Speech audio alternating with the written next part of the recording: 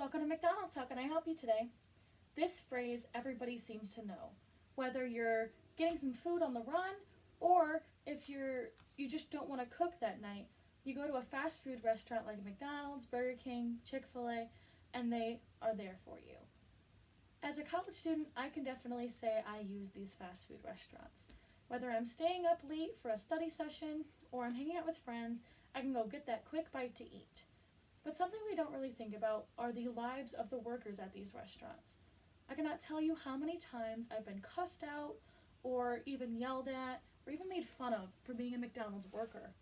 So that can be extremely stressful on the workers and also very hurtful. So in this speech, I'd like to show that employees are humans and we all have our own issues and responsibilities. I'd also like to talk about how the impact of kindness can help between a relationship of a customer and a worker. And then finally, I'll provide tips on how to go through a drive-thru more smoothly for both the customer and the worker. So if I were to ask you what a fast food worker looked like, what would you say? You'd probably say it's somebody between the ages of 16 and 20, and that they're probably there for their first time job. Well, this stereotype is actually incorrect. Paul Heiber, a journalist for Pacific Standard, states, according to a report from the Center for Economic and Policy Research, only 30% of the nation's fast food labor force currently falls into the 16 to 19 age range, while 31% are 20 to 24, and the rest are 25 and older.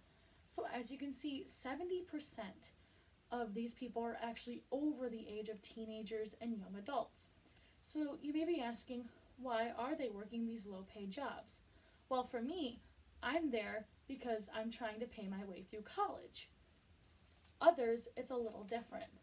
Justina from MASH.com states, once you start to realize that most fast food workers are adults, it's no surprise to learn that 26% of these fast food workers have kids.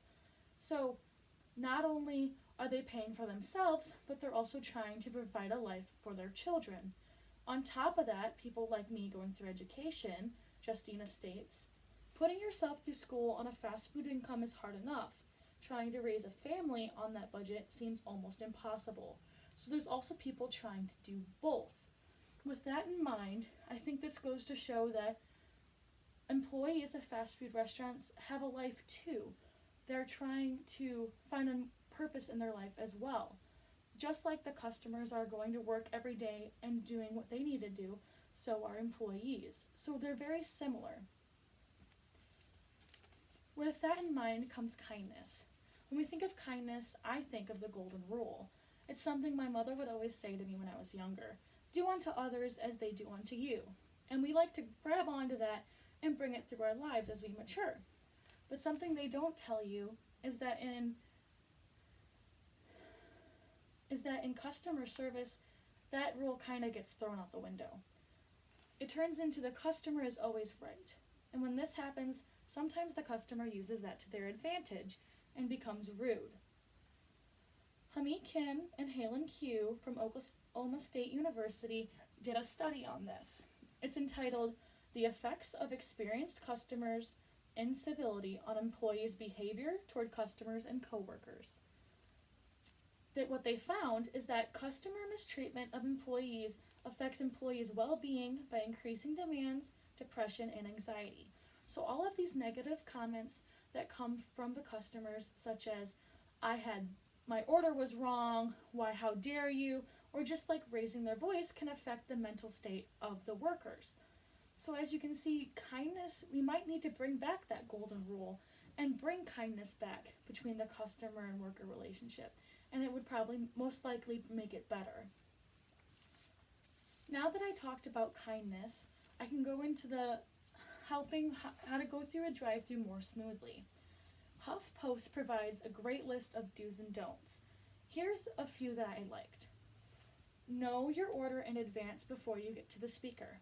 Speak clearly, and then turn off your radio and music when you're at the speaker so it makes it less distracting.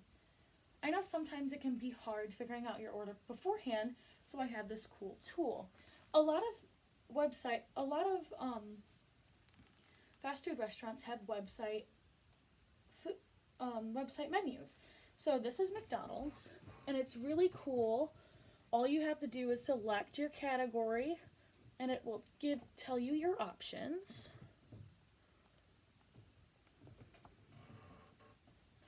And you can see your options, and so that way when you go, you'll know what you want to order. Now, I could tell you about all my experiences and what I think is best, but I've only been there for a year. But luckily, I live with someone who's been there for a long time. My dad is the GM of the McDonald's in Genoa. He's been working at McDonald's for 27 years, and he's had over 10 years of management. Something he said was, "I look at it all with a perspective. If we accidentally put a pickle on your sandwich, we apologize, feel sorry, and would love to fix it. It's your choice whether or not it becomes the end of the world. People like to over-exaggerate everything. And if we just go through life with some positivity and have a little empathy, it'll go a lot smoother."